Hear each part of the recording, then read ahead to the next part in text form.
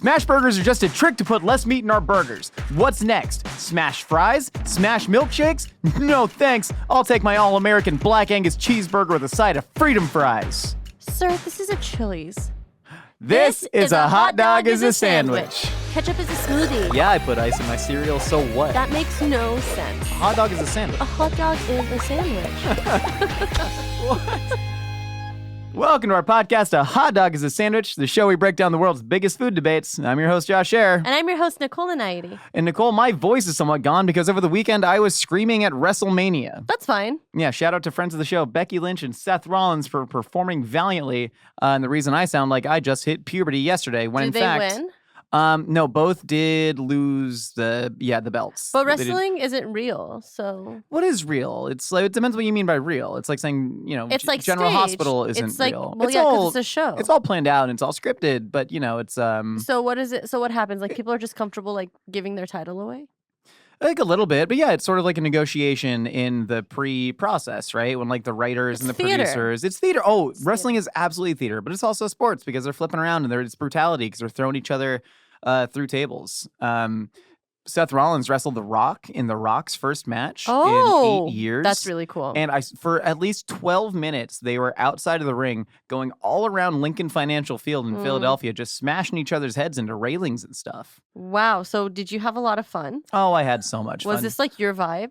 This was absolutely my vibe. And I'll tell you what's even more my vibe. I found out recently that Philadelphia is the world's leading consumer of Twisted Tea. This is not a Twisted Tea ad. I love Twisted Tea. Oh my God, I drank like 15 Twisted Teas throughout the weekend. I could drink 15 Twisted Teas throughout a weekend as well. I flew back from Philly this morning and I saw a Twisted Tea at like a Hudson News and I almost bought a tall boy of Twisted Tea to drink for breakfast. And I didn't because I'm a responsible adult. But that's not what we're talking about at all. Okay. We are talking about Smashburgers. Nicole, it is the craze that has been sweeping the nation for probably the better part of a decade at this point. Yes, Smashburgers are huge. They are here to stay. They were once from the past, and then we lost our way, and we started making big, fancy gourmet burgers with arugula and truffle aioli on them. And then people realized, give me the fattiest ground beef you got, smash it into a griddle, put it on a grocery store bun with some ketchup, mustard, and pickles, and that's what makes us happiest. Cheese. Oh, and cheese. A Smashburger without cheese, it's like visiting France without going to Paris. I would really love to just go to Marseille. I know, right? Because Bordeaux. so nice. Bordeaux, ouais. Nice. Yeah. Oh. I haven't been to France in a million years. I went once. It was fun. Yeah, I don't know. it was fun. Yeah, it was okay. Burgers? Do I think they're overrated? Is That's that what we're getting at? Yeah. Smashburgers, are they overrated? No. They're so damn good. Thank God that we steered away from these thick burgers where they're pink in the middle and they're bloody and the blood seeps into the bun. It's not blood. Whatever. Heme.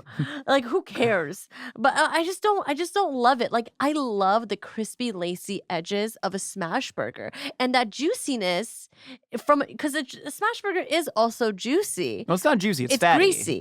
It's greasy. But I bet you, if you ask like the average person a juicy burger versus a greasy burger, they wouldn't know the difference. I agree with you entirely. Seeing something drip down to their elbow is like their idea of like juiciness. You know what I mean? So I think Smashburgers are delicious and awesome and good, and I like them a lot. I will say that Why are you laughing, Becky? Did you call her Becky? I said Meggie. Oh, I heard Becky. I was like, I got a new producer over here named Becky. God forbid. Any burger that's done well is going to be good. Any burger that's done poorly is going to be bad, right? Right. I've had bad Smashburgers. 100%. Same. There's a couple different kinds of Smashburgers, I think. And so if we really sort of break it down, you're talking about the greasiness factor, right? Yeah. They always have a grease. 100%. Like most people, when they are making a burger that you would serve medium-ish, medium rare, whatever, which is like the thick boy burger age, these half-pound patties. Are you still ordering burgers medium rare? Not medium rare. So, and according to FDA, all ground beef should be cooked to 165, which is well done. Yeah. Because when you can eat steak tartare safely because all the bacteria stays on the outside, it doesn't penetrate through the meat. Right.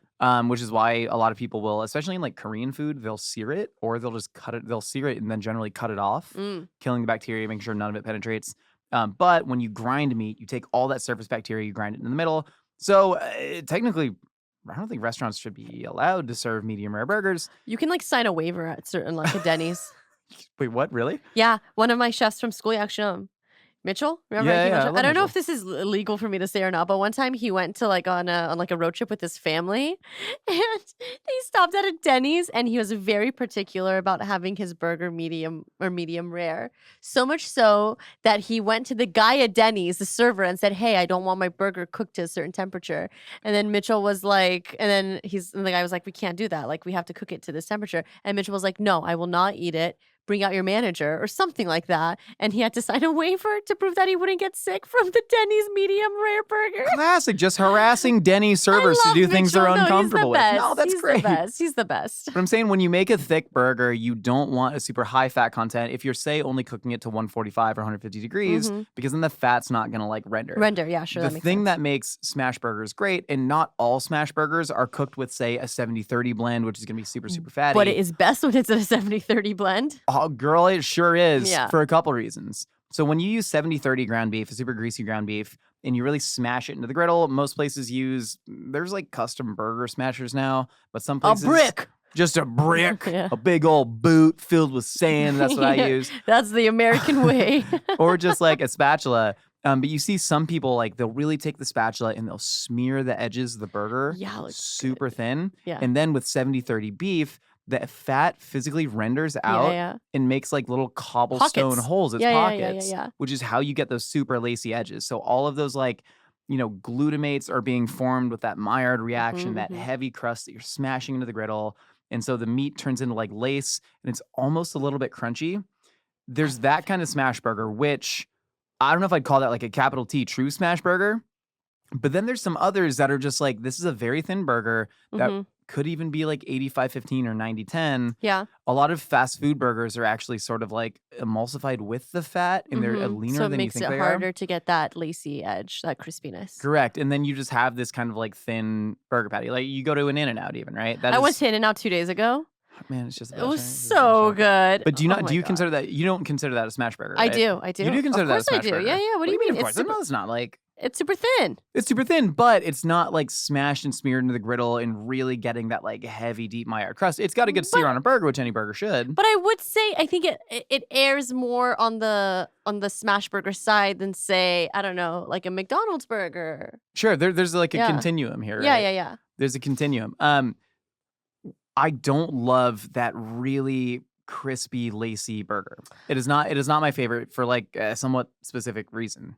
Okay, tell me a reason, and then I'll counter with why I think it's good. It's the same reason I don't love like burnt or extra crispy bacon. Like to Okay. me, this is a meat. Or Okay. even almost the reason I don't love fall off the bone ribs. I think a rib Fair. has to have a chew to it because Okay. I think that's how the texture of it is best enjoyed. I think okay. when you carbonize ground beef that much and you get that burnt, that crispy, that lacy, you sort of lose all the character of the beef, right? You don't get this— I Interesting. love— losing the character Lose the instead of character. changing the character. well, that's an interesting point. I'm out here speaking in normative binaries, you know? Yeah. It is an entirely different experience, It but is. in terms of a burger, I want something that is like sumptuous and soft and wet, and I want the crunch to come from like The a lettuce. lettuce or a pickle or sure. or onions. Sure, And I I want the understand. beef to be just like a soft little bit of crisp on the outside, little bit. Mm-hmm. But to me, when you're like full on thin air hockey disking them burgers, I think you're like losing so much of the texture of ground beef when you just turn it into carbon, man. That's really interesting because I think whenever you have it like as a whole, whenever you're talking about really great bun, really great sauce, really great pickles, really great cheese, really good meat, not really good meat, crappy beef. Yeah, it's generally But, it's well crappy beef, cooked, yeah. like smash burger, lacy burger. I Mm. think that combination of flavors is to die for. I think it's a delicious expression of burgerness, and I think it does a good. I think it's good, and you eat it like when the sauce seeps into those lacy bits. You say yourself one of your favorite textures in the world is fried foods that are dumped in sauce. She fried meat. knows. She knows me. Think about it. You're eating fried ground beef, albeit Mhm. yeah, it is beef, and it's it's crispy and it's really, it can be tough at times, but soaked in that sauce with pickle juice and like the cheese blanketing over the top, American cheese at that, really blanketing over the top, getting velvety, not melty, but velvety with the bun. I think it's just a really pure, delicious expression of food. More so than like a backyard burger. Because do I love a charbroiled burger that's like just the faintest bit of pink in the middle? Little softball, just kind of round. Sure. No, I don't. No. I hate that. I don't like that. Like I refuse. I would prefer to eat a patty that was pre-shaped and thrown on the grill instead of a hand-shaped one by like a random dad at a barbecue. 100%. Because it's more because I think the edges cook a little bit better. It cooks more evenly, and I think it's a more enjoyable eating experience instead of that softball that they just throw on and like put like 3 like hash marks on it, call it a day. I think there's a special place in hell for people who complain about free food, but I was recently at let's not name this friend's little like backyard barbecue, and I saw him grilling up burgers and he was shaping the patties himself, and you can see him like start to shape it in his hand, and it's kind of like a UFO shape where it's just real bloated in the middle. And any chef knows, right? Yeah. That when you start with a burger patty, you do the old thumbprint trick, or you just press the middle out because it's all going to sort of like come together. Yeah, and then it's going to cook unevenly. And I saw this go onto the grill just looking like a UFO, just like a raviole. And then I was like, that is going to shrink to being a third the size of the bun. It turned into like a pepperoni cup almost, and it like just kind of like domes up. Oh, and then they're like, how do I get this to cook without burning it? So that could be like, that's the amateur side of like the thick boy burger spectrum, right? That I don't think anybody wants. Well, there's also like actual like thick boy burgers. Like an average, how much would you say like an average smash burger weighs? Like a quarter of an ounce? Is that, or is that, I'm sorry, like 2 ounces? I don't know where that came from. Like 2 ounces is, that's what In-N-Out's burgers are. So if you get, we grew up with like a quarter pounder being like the big burger at like Burger King. Whoppers are quarter pound. A quarter pound is how much? A quarter pounder, 4 ounces. Okay. A quarter pounder at McDonald's, like their bigger burger because McDonald's burgers are a tenth of a pound. They're like little meat pucks. Yeah. But you mentioned In-N-Out being like Smashburger adjacent. Yeah. I think we have these like adjacencies. It's on a continuum. I just thought about my favorite sort of thick boy burgers that I've had in my life. And one of them, Father's Office, the place that kicked off. We love Father's Office. I ate it recently and I was... Your flavor profile's different, huh? It's not even the flavor profile. It's the actual cook on the burger. So if the one side of the spectrum on a Smashburger is just like burnt, charred, crispy, crunchy edges, super thin and lacy, the other side of the thick burger cooking spectrum is what they do at Father's Office. So Father's Office in 1999 is sort of credited for kicking off this fancy burger movement in America. And now every fancy restaurant got to have some sort of $26 burger on there where they're making like an onion sous vide or something. But Father's Office, it's on a long roll, which is already weird. It's weird. The jam is weird. There's like a bacon onion jam. The blue cheese, what is it, Taleggio? Taleggio cheese. Taleggio? Dressed arugula on it. And then they cut it in half. But the cook that I had on this was so much more akin to a seared tartare that you'd get at like a bistro in France. Oh. To the point where it was almost Blu-ray. I think it was just raw and I should have sent it back. But you know how I am for advocating myself. I don't do it. Yeah, I would have done it. So there's that. And it was so unfortunate, right? So maybe there's just like more cooking error involved in big thick boy burgers. Yeah, but to be fair, it's also really easy to screw up a smash burger. Like speaking from experience, the first time I ever made a smash burger, it did not come out well because I didn't know when to press it down. I didn't know how much fat to put in the pan, if any. Like there's a definite like there's a recipe and a method to making the best possible smash burger. But I do think the error with smash burger is less than like with thick burgers. I'll give you that much. There is a difference between like you can really screw up a thick burger, but you can kind of screw up a smash burger. I think I'm really biased when it comes to the smash burger, thick burger paradigm because I do really miss this fancy burger era. It was such an exciting time, Nicole. I was like 16, 17 years old, just discovering the magic of food. Where did they sell trademark thick burgers? Was that Carl's Jr.? So Carl's Jr., they came out with like a big old boy burger that's a third of a pound, I believe. Holy crap. So 6 ounces. And they originally called it the $6 burger because at the time... I remember the ads. At the time, you would go to like a Denny's and a burger would be $6. You'd go to like a Johnny Rockets and the burger would be $6. And they were like, this is a hefty fast food burger that only probably cost $2.79 at the time that eats like a $6 burger. But then very quickly, inflation happened And then the actual $6 burger that was making fun of $6 burgers became more than $6. Oh, so they man. pivoted $5 foot long scenario. to thick burger. Yeah, it really is a $5 foot long scenario. Never So hammer sad. yourself into a price. But one of the reasons I like that thick burger movement is because I associate it with creativity, right? Oh, Father's Office. You mean like the toppings on top? The toppings. Okay. Places where the places that were putting arugula and truffle aioli and, habanero cured bacon and all this stuff. Yum. I know, right? Give me that. Ketchup leather. Shout out to Plan Check. Oh, ketchup leather. All these fun things, they weren't doing it on smash patties. And then this whole revolution happened where all these Smashburger pop-ups started happening across the nation. A dime a dozen. Dime a dozen. And they were all doing very simple burgers, right? Mhm. Burger sauce, onions, pickles, ketchup, mustard, like the classics. They don't even want lettuce on it. A Not smash even burger with any lettuce lettuce. is weird. I don't think it is. In-N-Out's great. That's smash adjacent. I think you can put lettuce on a smash burger. You do? Well, What I about think you can tomato? Yeah, tomato's weird. Right? Why am I weird about this? I'm also weird about tomatoes on my burgers in It's general. interesting. But But also, I you don't can't. like tomatoes on your burgers. You like roasted tomatoes on your burgers. That is true. But I also love In-N-Out, and In-N-Out without tomatoes doesn't taste right to me. Oh, really? I did have a smash burger that I think changed my mind on all smash burgers. Can I guess where it's from? Yes. Will I get it? No. How do you know? I don't remember where it's from. Oh. And I feel so bad. I feel so bad that I don't. And no, it's a dude. He used to be in PR, and now his operation's out of Long Beach, and I can't remember the name of it. But they did a collab. Standings? No, not standings. What is it? What's the other one? Standing room. Not standing room. No. It's a pop-up. It's not for the win. I don't know, but he did a pop-up at B Taqueria where he paired up with like an Argentinian like asador chef, Wow. like an Argentinian pitmaster. Don't even get me started. Okay, great. So this was an incredible collab. It was an Argentinian pitmaster who like smoked lamb, and then he gave that smoked lamb to the taquero at B Taqueria, and he turned it into like lamb birria. I'm looking at it right now. And then they took that lamb Oh! birria and they put it onto a smash burger and served it with a side of consommé. Proudly serving? Proudly serving. I'm so sorry for forgetting your name.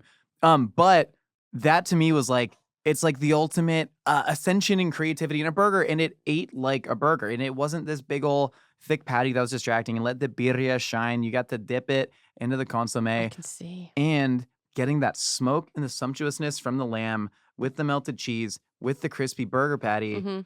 I think really, really lent itself to a unique experience as opposed to it just being like a big old thick hockey puck.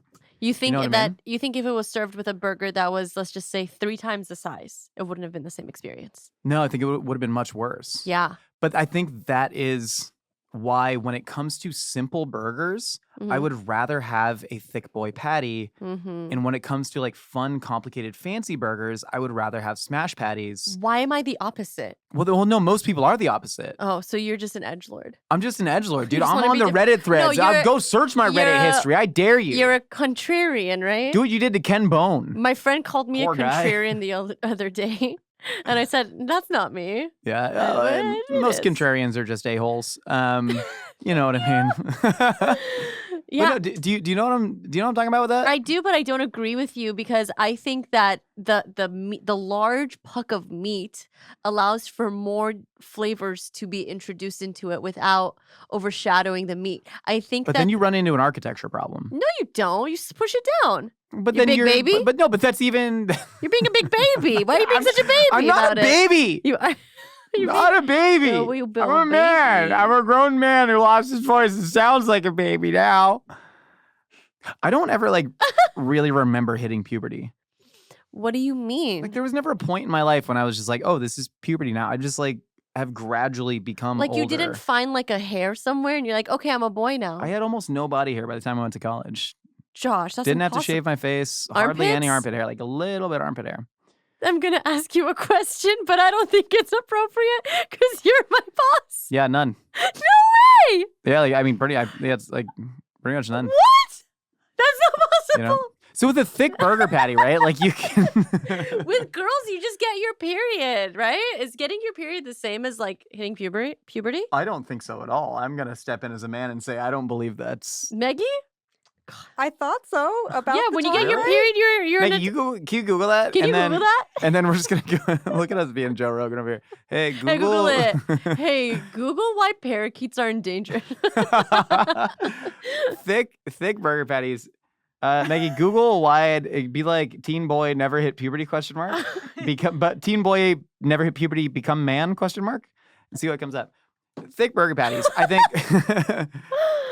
when you're smashing the bun down, then you're sort of negating the architectural purity of that burger, right? The bun, There's no such. Can I tell you something? Yeah. There's no such thing as architectural purity in a burger. I'm a big architectural purist when it comes to every sandwich. You're not a purist. You're the antithesis of a purist because you like bottomings instead of toppings. Yeah, you're right. Yeah. Wait, no, but bottomings can, I think, be pure. I think bottoming is a pure act of service to a burger. You know what I mean? Sure?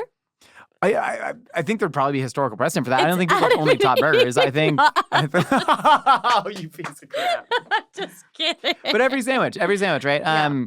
I had many a Philadelphia cheesesteak this weekend. I had a cheesesteak from a place called Angelo's. Was it so and good? I was there with normie friends who aren't like into food. They enjoy eating good food. Okay. But like if they eat a good cheesesteak, they go, yeah, it tasted nice on my mouth. And then I'm the one that comes in and I'm like, well, Angelo's is using a significantly crustier bread than, say, an Amoroso or Alicios roll, right? And what they do is there's like more steak in Angelo's. It's just like got more heat capacity, which means there's going to be more steam, which is not only going to melt that delicious Cooper Sharp American cheese into a lovely sauce, but all that steam, they then wrap the sandwich double in butcher paper. And so it creates... And foil? No foil, just two layers of butcher paper, almost the same way a brisket would be wrapped. So then that steam actually softens the bread. And so like the bread's a little too thick and crusty for a good cheesesteak roll, but then all the steam from the inside. You gotta let it sit. It's like both sort of eating at the interior of the bread, creating that like bread goo, and then softening the exterior bark of the bread, making it the best cheesesteak I've ever had. Can I just say bread goo is an underutilized thing in food? But isn't it the best part? Yeah, but you get bread goo from a Smashburger. You do. Of course you do. If probably anything, you get a better bread goo. You get better bread goo. Because what you're really after is bread grease. Always. Dude, the grease makes the goo. There's a saying in Farsi called nunzir kababi, which is the bread underneath the kebab, and it's the best bite of food. But is that also a metaphor for the younger sibling being better than the older sibling? Not better. It's they're ready for marriage now. Oh, I didn't know that was part of it. So when do girls? So what? Yeah, but Google no. 31-year-old man hit puberty ? See when it's gonna happen for me. Josh, we can't do this right now. I don't know, man. I got my T levels checked. They're not like very high. Mine are so high. You want to switch testosterone levels? Okay, let's do it. Can we bring an endocrine? I wish I had testosterone levels. There's such a sick stash. Bread goo, 100% better on a Smashburger. You don't even get, there's so much toppings and bottomings on like a thick burger. You don't even get, all you get is a bun. Maybe warm, maybe not warm, maybe not even toasted with sauce on it. Doesn't contribute to the bread goo index. Yeah. But a Smashburger is so compacted and everything is so together that it has no choice but to bread goo. You know what I mean? There's no if, and, or buts about it. Like it has to happen. And it really contributes to the burger eating experience. You know what burger has the best bread goo? And it's not quite a Smashburger, but it's like spiritually similar. Give me a second. Will I know it? Yeah, it's like maybe the first kind of. It's like maybe the first like ever sort of like major burger chain in America. Not Kookaroo. If I said like John Cho, if I said like was he was like part of Obama's administration somehow? Why are you looking at me? I don't know. Well, Maggie, you're the resident. Did you figure out why a 31-year-old man hasn't hit puberty yet? You've hit puberty. You have armpit hair. We don't know that. Yeah, but it's pretty recent. And chest hair. I've gotten exponentially more chest hair What from burger are 28 we to talking- 31. what- White Castle. Harold and Kumar go to White Castle. It's talking about Cal Penn and John Cho. White Castle has the best bread goo because they... Oh my God, I love White Castle. They put the freaking bun on top of the beef while it's raw. Yeah, while it's raw. It's the best, so it steams together. But I think that is probably another factor that lends well to Smashburgers, the fact that it all, when you wrap it, it all steams together.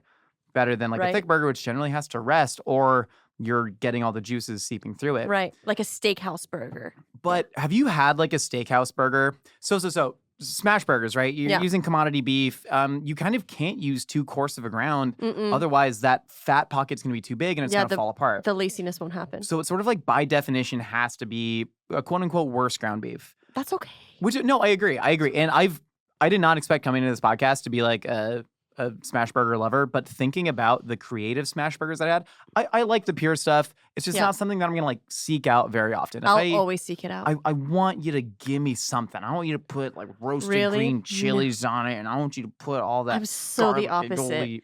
I'm so the opposite. Just like bun, cheese, bread, sauce is like my jam 100%. But that's what I want with a thick burger.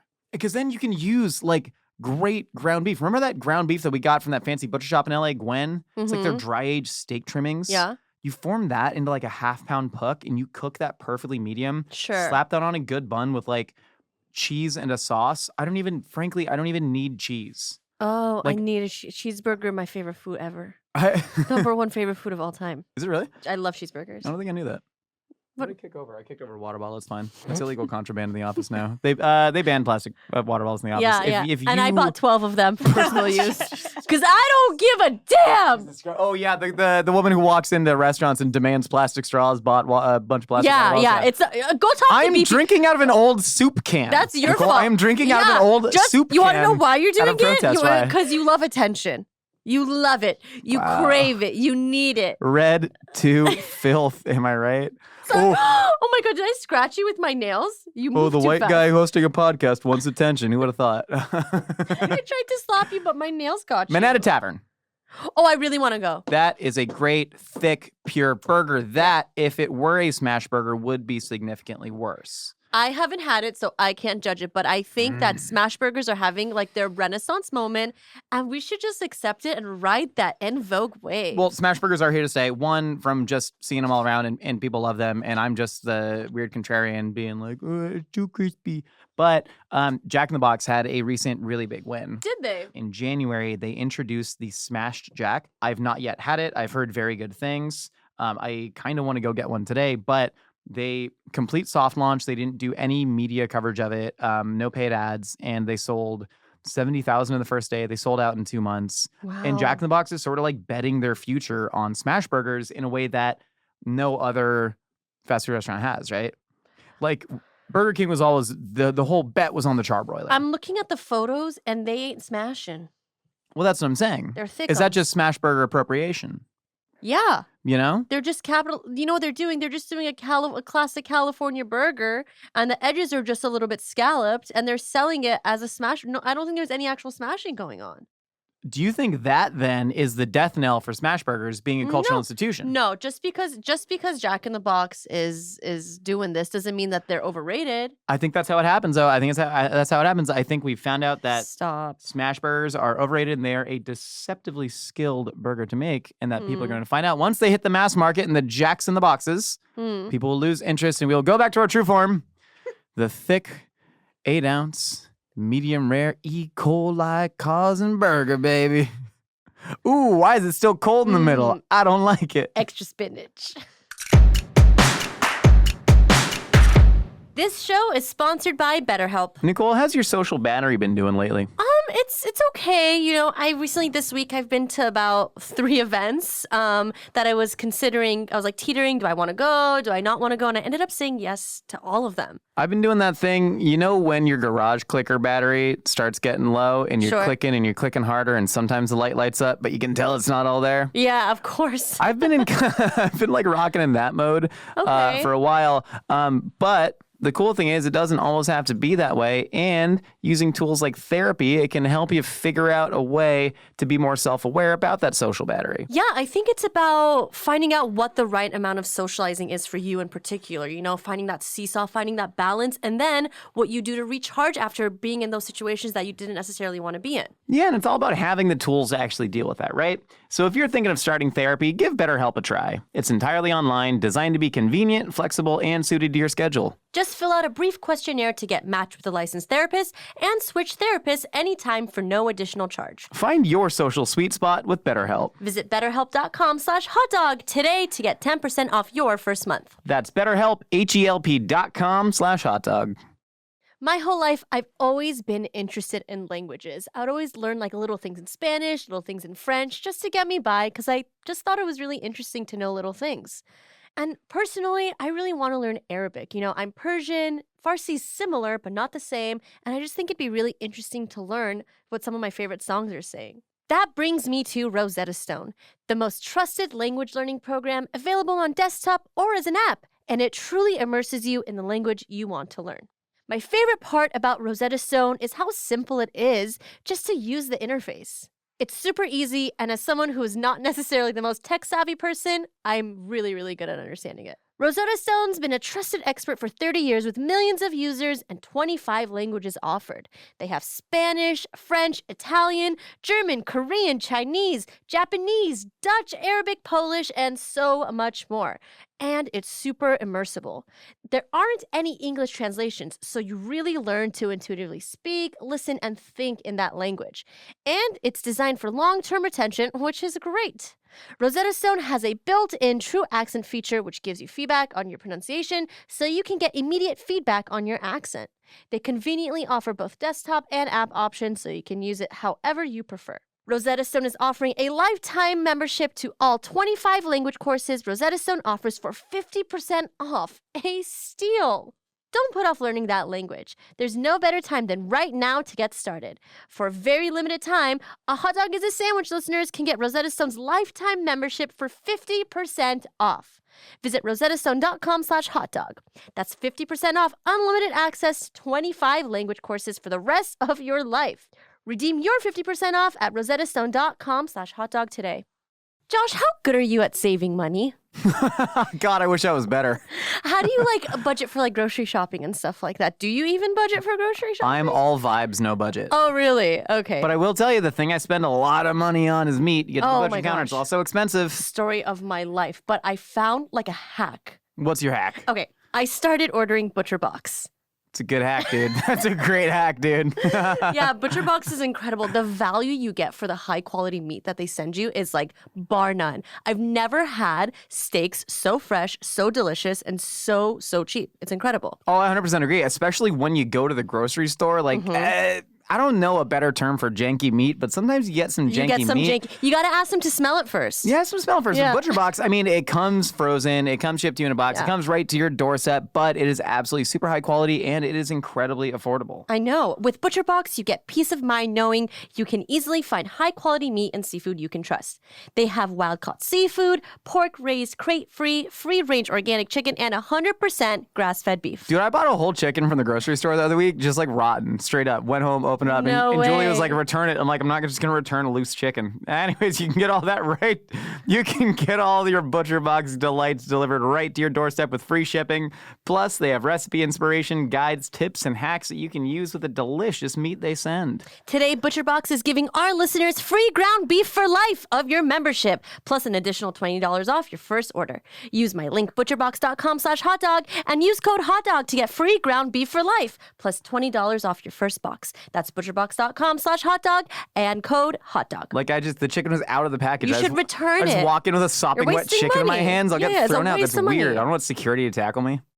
Do you think you actually have the time to make a big batch of sliders for a crowd? You don't. You're lying to yourself. Well, good news is Sporked ranked the best frozen sliders so you can be your own favorite caterer. Well, all right, Nicole. We've heard what you and I have to say, and now it's time to find out what other wacky ideas are rattling out there. It happened. Wacky. It's time for a segment we call Opinions are like casseroles.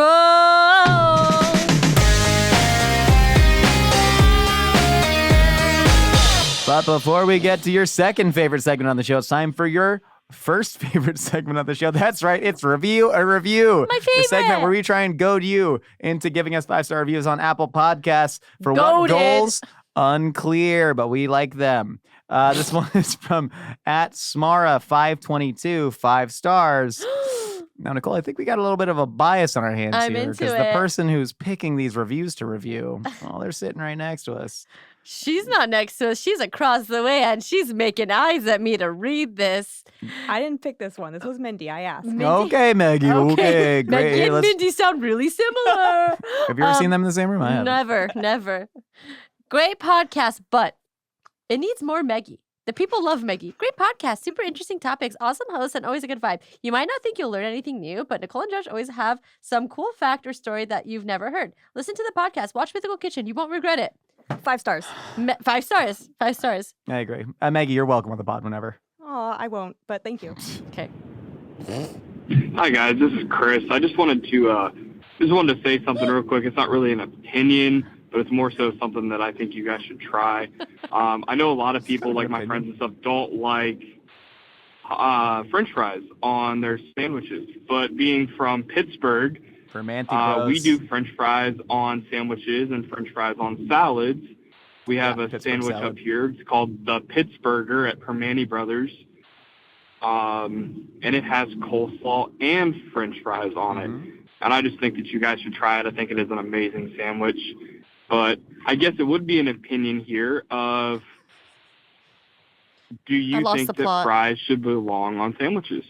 Love your guys' podcast. Thanks so much. The first thing you said was an opinion. I think you should try this. The second thing when you said, I'm going to tell you an opinion, was actually just a question, which I love for that. I love for that so much. Permane Brothers. You been? No. Why not? What is it? Permane Brothers is I believe a mini chain out of Pittsburgh, where, as he said, they put French fries and coleslaw as like a de facto condiments on their sandwich. And it is really, really fantastic. Never had it. But I went to Permane Bros, and that's the first time I also said with a straight face to a man, gabagool. And then he said, what? And I said, capicola. He goes, okay. But I got the capicola and egg sandwich. Got wrecked. I'll tell you why it works. I don't think French fries belong on every sandwich, but the hot dog that we did with Pink's, there's French fries that are covered in ranch dressing, nacho cheese, bacon, and jalapenos. Right. There's certain like algebraic functions that cancel out each other in food. And so like the jalapenos, the ranch, and the fries cancel each other, right? Because that's a perfect, okay, think about this. That's a perfectly composed bite of food. What is it? A jalapeno, French fry, ranch dressing. Or nacho cheese. Okay, well, let's try just nacho cheese, jalapeno, French fries. Okay. That's a perfect bite of food, right? Yes. And then you're left with hot dog, bun, ranch, and bacon. Pretty good bite of food. I'd eat that. Right? Yeah. So then you put that all together. That's 2 perfectly composed, balanced bites of food. Okay. Right? Nothing is throwing off the mouth. it's not, the second one is not perfect. It's not perfect. Not Well, that's why I was trying to put the ranch on the fries with the jalapeno. Oh, is that what you were doing? Because then you just get a bacon cheese dog, which is also great. Oh, okay. I see I didn't know what you were doing at first. You're just being a crazy, wacky guy. Well, I'm trying to build the algebra here. Mm-hmm. So then you take a Permane. I'm not good at math. Okay. Well, I am. So if we could keep Are you talking good about at this. math? No, I'm not. SAT math was. I'm good at basic math. I'm only good at sandwich math, if I'm being honest. Yeah. Sandwich architecture, Yeah. sandwich math. Yeah. Sandwich poli-sci. I think French fries on sandwiches is a great idea. Gatsby from South Africa, great sandwich. I think French fries need, if they're on a sandwich, they need something to cancel it out. They need a cold, a crunchy, and acidic. And that's what I believe. I don't agree with that. Have you ever heard of the Chip Buddy from the UK? Just going to say, what an abomination of a food. Oh, really? I mean, I don't know. It's just. Have you ever had French it? fries, I've never had You one. just think but it's bad. No, I know what it's going to taste like. No, exactly. you don't. Do they put a condiment on it? What is going on? Butter. Butter. Oh, God. I think there's butter on it. Yeah. Hey. What's up, Josh? What's up, Nicole? Hey. This is Davis calling from the sunny state of Florida. Love the name Davis. So I grew up in the Florida swamp, and I grew up eating this thing called swamp cabbage. Swamp? Yes. That's right. It was just completely normal for me. Swamp cabbage. It's actually the heart of the palm tree. I feel like out there in California, y'all call it some fancy thing like heart of palm or something. I love heart of palm. But here, I mean, they're everywhere in the swamps, so we would just, get the heart of a palm tree and cook it up with some special seasonings, and there you go, swamp cabbage. So what are your thoughts on it? Thanks. I'll tell you right now, I eat heart of palm, pickled heart of palm, like candy. I just open up a can and I eat it, and it's so good. I put in so much stuff. I love can. Do you feel like Jewish people love heart of palm more than other people? Because I grew up eating hearts of palm, and I don't know why. You grew up eating it, right? It's just in the Jewish supermarket. Like, Like there's rows and rows of it. They're in glass jars. They're in cans. They're in whatever. They're whatever receptacle. I love Heart of Palm. And since I've started living on my own, not on my own with my husband, since I started living with my husband, I've been buying it more and I'm happier because it tastes so good. Pickled Heart of Palm is my SHIT. I did not realize that Heart of Palm and swamp cabbage are the same thing. I didn't know that either. When I was in the Louisiana Bayou, they were talking all about swamp cabbage and how they make like fried swamp cabbage stew, stuff like that. Yum. Yeah, did not realize it was Heart of Palm. So funny that swamp cabbage didn't take off as a name because I personally love it. But no, that's really rad. Also, I believe it's like an invasive species. It's called like the sable palm, I think. Yeah, I mean, I have only had Heart of Palm in that pickled way. Same. I've never had like Heart of Palm like cut directly, from like the heart from the palm or like chopped up in like a stir fry. I've never done that before, but I'm sure it's delicious. A lot of people using hearts of palm to make like a little vegan ceviche riff, which That's true. I actually did that one time. I made vegan calamari by using Heart of Palm. yeah, it's great. I've had it fried like in a vegan po' boy instead, but even not in a vegan option. I love fried vegetables. I love spicy acidic vegetables. Yeah. Hearts of palm, aka swamp cabbage. Underrated. Fantastic. Underrated. Great opinion. Hi, Josh and Nicole. My name is Lori. I'm from North Carolina, and my weird food opinion is that when I worked at Subway, I had a coworker who wanted me to try a soft pretzel with cinnamon sugar on it, and she wanted me to dip it in the nacho cheese that you would usually dip the salted pretzel in. Makes sense. And believe it or not, it was actually really good. Yeah. So, thanks. This makes sense to me. I get it. I get it. I don't know how we got here, but I get it. It's almost the only flavor combination in the world that I do not enjoy. That's silly. It's it's umami, right? Cheese is loaded with umami Yeah. and then sweet. Yeah. Like I don't even like a miso chocolate chip cookie. Oh. Well, I'm sorry. No, Nicole, no, you were so excited about it. No, now I feel like I brought the mood down. I'm so sorry. I didn't. You kind of did. Hey, no, Oh, come on. I I'm wanna sorry, look at buddy. No, you look sad, right? I don't like sad. being sad. I like when you're happy, Well, no, right? It makes a better podcast when and you're happy. also, the nacho cheese that comes with the pretzel isn't even like that seasoned, so it's just kind of just Yeah. like cheese. You're just and kind of like gooey salt. It's a gooey yeah. Yeah. And like it's really good if you just try it. You got your chewy sweet. You got your gooey salt. You're happy, buddy. Try Huh? it. You got your little yellow salt goo out there. It's really good. Just try it. I've You're never- scared. You're just scared. I'm not scared. I've tried it before. You haven't tried this before. I've never tried it before. I lied to you. But what I've tried, hear me I out. clocked you. I clocked you. Cinna twist with Taco Bell nacho cheese. Oh yeah, have you tried that? But I don't those like taste like styrofoam. I like the styrofoam taste. No, of it. but you it's like have- shrimp chips. No, listen. You have to try it like with the pretzel because it's like soft, and it lends itself to the. It works. It works. I'm on your side. It works. There's like that foot smell, right? The foot smell What's of the cheese. problem People with say that feet? cheese. No. I love feet. I love cheese, right? But people say that cheese smells like feet. It's that particular sort of like funky umami that you also get from miso. You get from several fermented soy things. You get from fermented vegetables, but also with the like glutamate taste of MSG. I once tried to rim a margarita glass with MSG, and it was Ugh. awful. It was awful. course It's that it was. lingering chicken broth taste with the Duh. sweet is terrible. Yeah, but you're talking about combinations that just they're rooted in like nothing. It's just it's word salad. You're just making word salad. Is that like Pittsburgh salad? No, that's a meatball and French fry salad. Yeah, buddy. You can't. No, I'm telling you, I understand this and I value it, and I think it's a great flavor combination. I feel like we work at Subway right now. Remember a couple. I feel like we both own a Subway, and you're just not seeing me on like same margins. store sales are so low in Subways right now. Oh my God, they're getting destroyed by Jersey Mike's. Destroyed. Remember that time I was talking to you about foods that are sort of lost to our childhood, and I Yeah. was like, I haven't had just a hot chocolate in like a decade. Had one at Wrestlemania because it was freezing, Oh, and yeah. it was the greatest thing I've ever had. Mm. Another thing that I have lost to the sands of pre-adolescence is soft pretzels. I have almost no room in my life for soft Oh pretzels my these God, days. no room. Well, there's room. I don't make room for soft pretzels, I guess. There's room for anybody, anything if you make room for it. If you had a soft pretzel, let's say tomorrow, do you think it would help you reconnect with that childlike wonder you've been missing out for the past few years? And then I could finally hit puberty by reconnecting with my childlike wonder. yeah. Yeah, no, I have no other Okay. better guesses. I could like go see an endocrinologist, but I'm not going to do that. Go see an endocrinologist. And her name is Auntie Anne. I was to say I see one. She's great. You should see an endocrinologist. Life's short. Last opinion, Maggie. One more, Maggie. Come on, one more for the Maggie, Gipper. please, Win one more for the please. Gipper. Come on. Maggie. This next one's a little bit emotional. Get ready. Oh, God. Oh, my God. Well, no. Ooh, okay. Hi, my name is Amber from Illinois, and I don't really have a hot take this time around. I shared some previously when you were text only.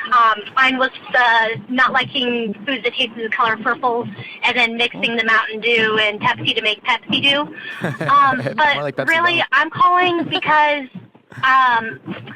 you guys meant a lot to my brother Jason, and he passed away at the end of September. And he's the one that introduced me to you guys and the whole Mythical entertainment crew. But he especially loved you guys and what you guys do. So I just want to say thank you and know that you did make a difference in somebody. And during his last few days, he enjoyed watching some of your videos in the hospital. So thank you very much, Josh, Nicole, and all of Mythical. Oh, that's very sweet. Thank you for sharing that story. Thank you. Um, That's very kind. And may your brother's memory be a blessing. And we appreciate it. And I'm going to cry now.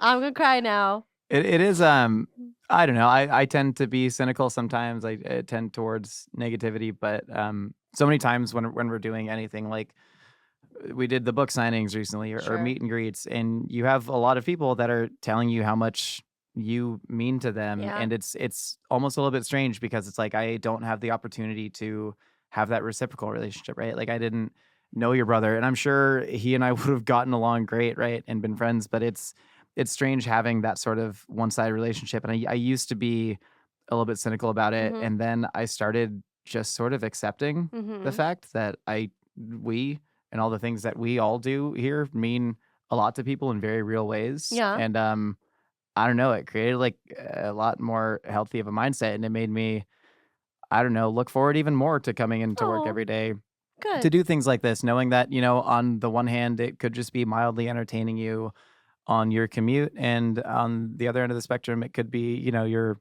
last days and you want some comfort in a hospital bed. And I don't know, there's something really beautiful about that, and it's something that I straight just promise to like not take for granted in the future. And that's something I've been thinking about a lot lately. So thank you for sort of like reifying that in my mind. And yeah, hey, Good job. Proud of us. proud of us. And we're proud of all you out there for tuning into a hot dog. There's no good way to wrap it now. Wrap it up. No, honestly, that was really sweet, and I appreciate it very much. And thank you for sharing that. And thank you. I don't know. It makes Yeah. me sad.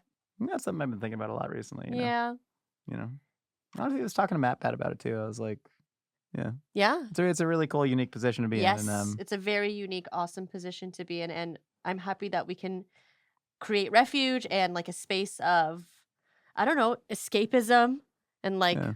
just two buddies talking. It's like special, like two buddies talking over something silly like Jack in the Box versus what's another restaurant? oh, my puberty? no. Talk about my puberty No. again?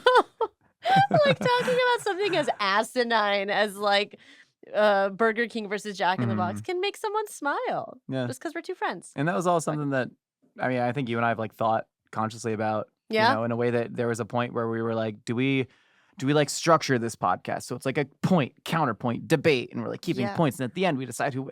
Even it's the like- subject matter being more serious or being a little bit darker. Yeah, it's like, no, we're two people hanging out, and we invite you to come hang out with us and be Yeah. part of the conversation. So it Yeah. means a lot.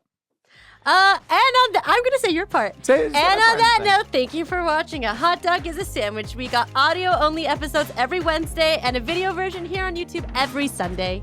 and if you want to be featured on Opinions or like Casseroles, give us something sincere and emotional. That was Good really thing, sweet. babe. That made me feel really good. Yes. Give us a ring and leave a quick message at 833-DOG-POD1. For more Mythical Kitchen, check out our other videos. We have really fun videos like last meals and fancy fast food. And Josh does this really cool thing where like he gets like groceries from one store and then he gets them from another store and then he makes the meals So and then sick. like Jordan from Sport comes and tastes them. That's a really fun thing we do. I like doing that. See y'all next time. See you next time.